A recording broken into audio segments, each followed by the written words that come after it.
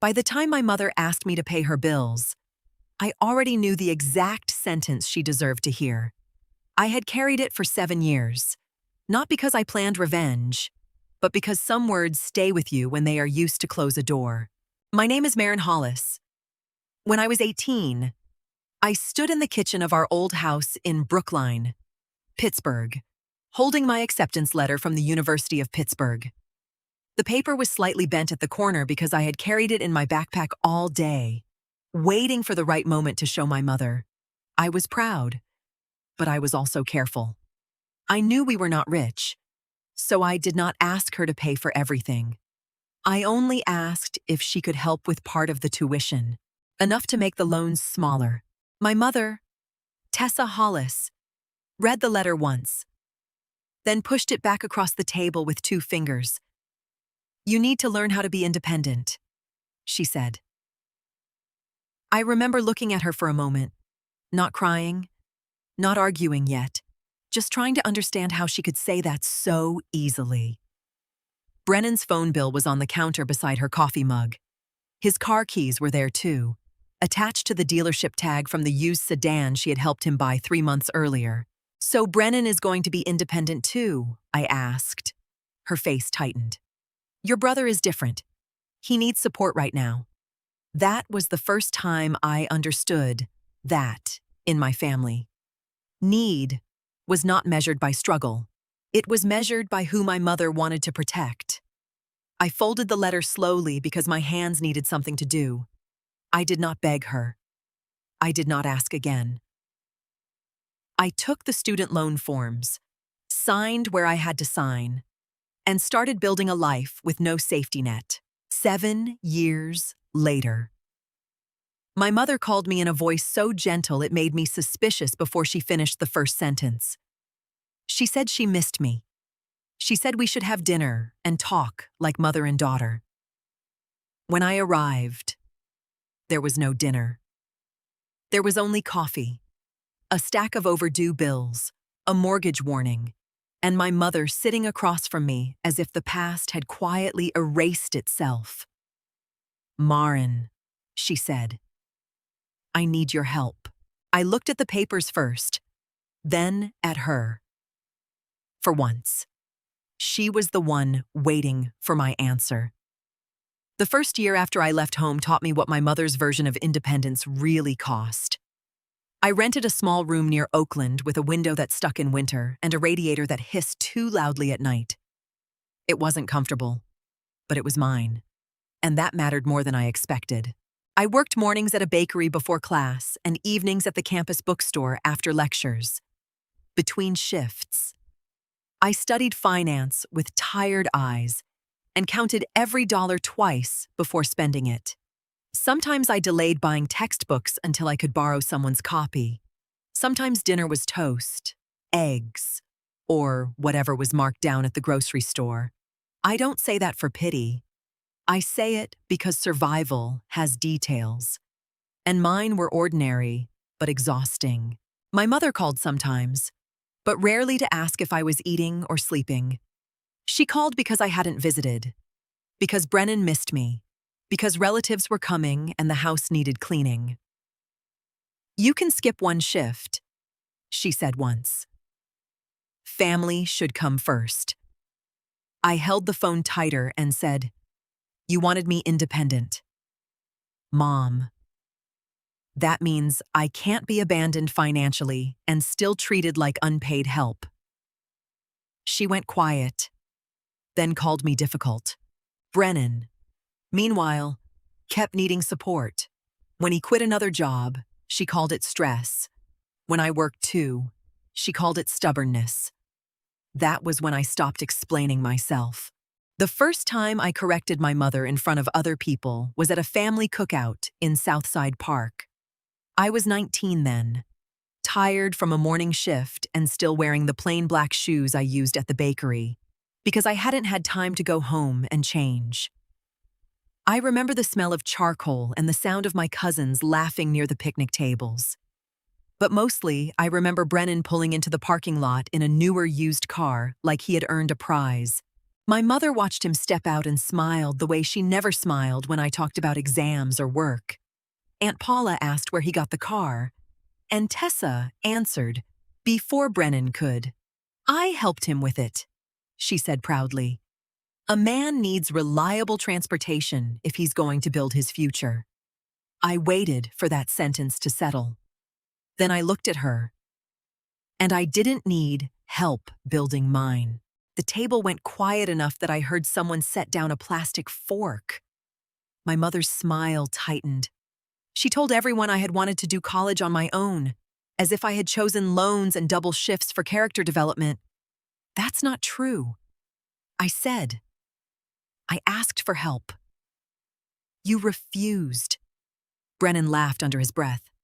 Maren always makes herself the victim. I looked at him, then at my mother. No.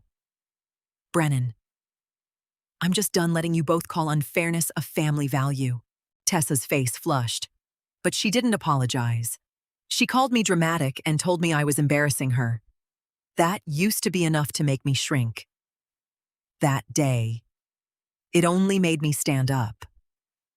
Before I left, Brennan started talking about a business idea with used construction equipment and said he only needed one good investor. My mother's expression softened immediately, and I understood that she was already preparing to believe him. By the time I turned 25, my life looked small from the outside, but it was steady in a way I had once thought impossible. I worked as a financial analyst for a regional construction firm near downtown Pittsburgh, in an office where people cared more about clean reports and accurate budgets than family stories. That suited me. Numbers didn't ask who was favored at home. They only asked to be handled honestly. I bought a modest townhouse in Dormont through a first-time buyer program after years of saving every spare dollar. The place had narrow stairs, old cabinets, and a back porch just big enough for one chair and a small table. Most of my furniture came from thrift stores or clearance sections, and my car was practical enough to be invisible in any parking lot. Still, every bill was in my name, every payment was made by me, and every quiet evening there felt earned. I was close to paying off my student loans then, not finished, but close enough that I could see the end of them. I had built a life with no safety net, and for the first time, I wasn't angry every day. I was careful, yes, but I was calm. Then my mother called. Her voice was soft, almost careful.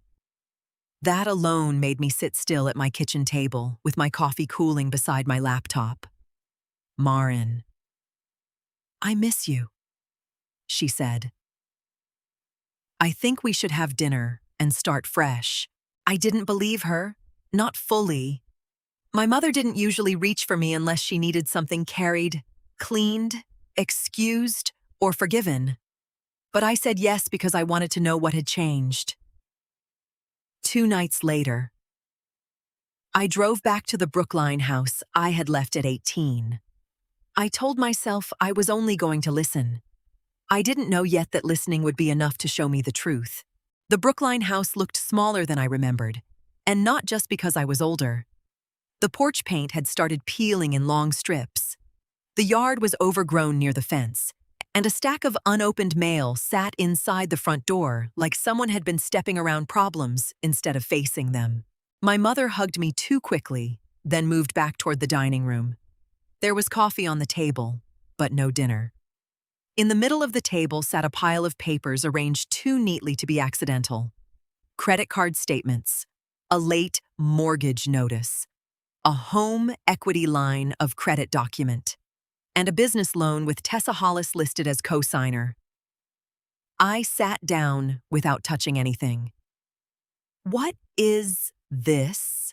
I asked. Her hands moved around her coffee mug. Brennan's business had a hard few months. That was how she said it at first, as if a failed equipment resale business were just bad weather. Then the details came out slowly. She had co-signed a loan because Brennan promised he had a major contract coming. She had used credit cards to cover inventory. When the payments fell behind, she borrowed against the house to keep him from defaulting. Now the bank was warning her about foreclosure. "You're the stable one," she said, her voice careful again. "You understand money. You can help me fix this." I looked at the papers, then back at her. 7 years earlier, my future had been my problem. Now her mistakes were somehow mine. "I'm not discussing money until I see every document," I said. "Every account, every statement, every agreement you signed." Her face hardened. "You don't trust your own mother." I didn't raise my voice. Family help without transparency isn't help. It's a trap. For the first time that night, she stopped pretending this was dinner. I took the papers home because I knew I couldn't trust the story my mother had told me over coffee. I spread everything across my kitchen table that night, next to my laptop and the old folder where I kept my own loan records. At first, I tried to read it like any other financial problem, but the more I followed the dates, the harder it became to stay detached. Brennan's business hadn't simply had a hard few months. It had been failing almost from the beginning. There were charges for equipment storage, repairs, insurance, rent, and cash advances. There were payments Tessa had made when he missed deadlines. Then more payments after he promised the next deal would fix everything. The home equity loan hadn't gone toward the roof or plumbing or anything that protected the house. Most of it had gone straight into keeping Brennan comfortable. The next morning, I drove back to Brookline with copies marked in blue pen. My mother opened the door, looking tired, but when she saw the folder in my hand, her face changed. "You went through all of it," she asked. "You told me to help." I said, "This is what help starts with." At the table, I laid out the credit cards, the loan, and the transfers. Then I placed one of my old student loan statements beside them. She stared at it like it was something dirty. "I'm older now." "Marin," she said, her voice breaking just enough to sound practiced. "I'm scared. I'm alone. A daughter is supposed to help her mother." I listened because part of me still wanted her to say something that sounded like regret. She didn't. "You told me I had to be independent," I said. "Now it's your turn to be independent." Her mouth opened, then closed. The shock on her face was almost childlike, as if she had never imagined her own words could return to her. "You're cold," she whispered. "Selfish. Ungrateful." I didn't look away. Ungrateful is taking from one child, giving everything to another, and still expecting the abandoned one to save you. For once, my mother had no answer ready. After that morning, my mother stopped asking me to pay the bills directly and started talking about the house like it was something sacred. She said it had to be saved because it was family property, because my father had fixed the basement himself, because Brennan and I had grown up there, because some things shouldn't be lost over money. I listened, but I had learned to listen for what people left out. "If it's family property," I said, "then I want to see the deed and the estate documents." Her hand paused on the edge of the table. It was only a second, but it told me enough. "Marin, this isn't the time for paperwork," she said. "It became the time when you asked me to pay." That afternoon, I called Nadia Klein, a property attorney my company had used once during a land purchase. She didn't know my family, which made her easier to trust. I sent her what I had, and by the next day, she called me back with a voice that was careful but clear. My mother had added Brennan to the deed 2 years earlier. She had also signed a transfer on death document leaving her remaining interest in the house to him. My name didn't appear anywhere. When I asked why, Tessa didn't even deny it. She said Brennan needed security, and I could take care of myself. There it was again. The compliment that always came with a bill. "You want me to save a house that legally benefits Brennan," I said. "The same Brennan who helped create this debt." "You're punishing me," she said. "No," I told her. "I'm refusing to finance my own erasure." She looked at me like I had become someone unfamiliar. Maybe I had. Or maybe I was finally acting like the person she had forced me to become. My mother didn't call it a family meeting. She called it Sunday lunch, as if adding food to the table would make the pressure feel less planned. When I arrived, Aunt Paula was already in the living room with my Uncle Ray, and two cousins stood near the doorway, pretending not to know why they had been invited. There was a tray of sandwiches on the counter, but no one was eating. Tessa sat on the sofa with a tissue in her hand. She looked small on purpose. I knew that posture. She used it when she wanted other people to protect her before they had all the facts. Brennan arrived 20 minutes late, smelling like cologne and cold air, and he didn't even look at the folder in my hand before he started. "So this is what we're doing now," he said. "Marin gets a little office job, and suddenly she thinks she's better than everybody." My mother lowered her eyes, but she didn't stop him. Aunt Paula looked at me with disappointment already prepared. "Your mother could lose her home," she said. "Whatever happened before, you shouldn't let that happen if you can help." I sat at the dining table and opened the folder.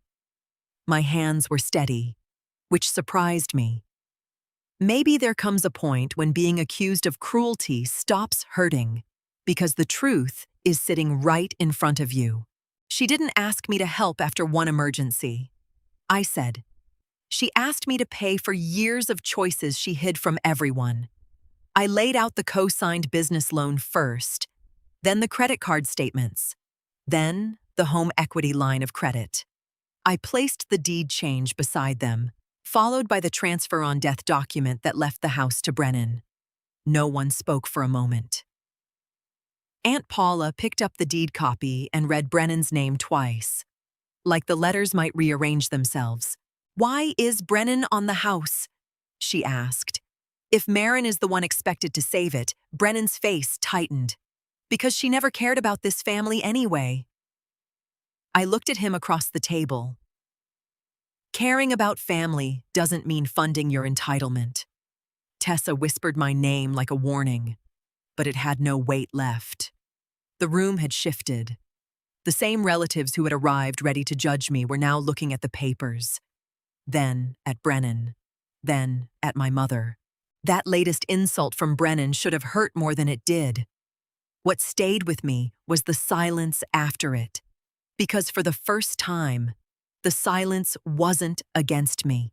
It was the sound of people realizing I had been telling the truth all along. After the relatives left, the house felt different.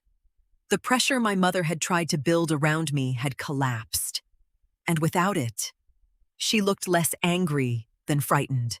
Brennan didn't stay to help her gather the papers or explain anything. Once he understood I wasn't going to write a check. He grabbed his jacket and left through the back door without saying goodbye. That told me more than any apology could have. Tessa sat at the dining table with the bank notice in front of her.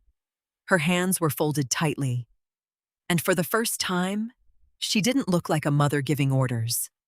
She looked like a woman who had finally run out of people to blame. "I can't lose the house," she said. "You may already have," I told her. Not to hurt her, but because pretending would only make things worse. Her eyes filled. "So you're just going to watch me fall?" "No," I said. "But I won't pay Brennan's debts, and I won't save a house you arranged for him to inherit." She stared at me like she was waiting for the cruel part. I took out a clean sheet of paper and wrote down what I would do. I would pay a financial counselor directly. I would pay for a bankruptcy attorney to review her options. I would cover 1 month of groceries and utilities, paid to the providers. Not into her account. Her face tightened when she realized no cash was coming. "You're treating me like I can't be trusted," she said. "I'm treating the situation like it has a history. My conditions were simple. She had to remove Brennan from shared accounts, stop co-signing anything for him, and work with the attorney to sell before foreclosure took whatever equity remained." She cried quietly, but I didn't move the line. Love without accountability was how we got here. The Brookline house sold 3 weeks before the bank would have moved forward with foreclosure. My mother signed the papers in a lawyer's office with her lips pressed tight. And when it was done, she had enough left to pay the worst debts, but not enough to keep pretending nothing had changed. She moved into a small apartment in Greentree with low ceilings, rented furniture and a bus stop close enough for her to get to the pharmacy, where she took a part-time job. The first time she told me about it, she sounded embarrassed. "I never thought I'd be starting over at my age," she said. I wanted to remind her that I had started over at 18 because she made sure I had no choice, but I didn't. Some truths don't need to be repeated every time they're felt. Brennan's business dissolved quietly. His car was repossessed, creditors kept calling, and the attorney helped force him into a repayment plan after the records showed how much of my mother's money had gone into his mistakes. Without her standing between him and consequence, he looked smaller than I remembered. Not because life was cruel to him, but because it had finally stopped being softened for him. As for me, I paid off my final student loan on a Friday afternoon from my kitchen table in Dormont. I sat there with my old college acceptance letter beside the confirmation email, and I waited for some big feeling to arrive. It didn't. There was only a quiet release in my chest, like I had been carrying a box for 7 years, and finally set it down.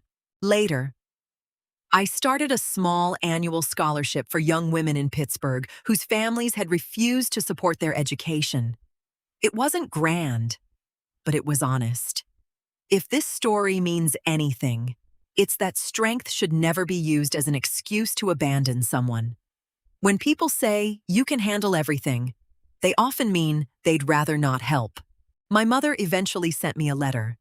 She wrote that she had confused my strength with permission to ignore my needs. I kept the letter, but I didn't rush back into closeness. Peace didn't come from proving her wrong. It came from no longer needing her to admit I was right. If you've ever had to choose dignity over approval, remember that choosing yourself is not cruelty.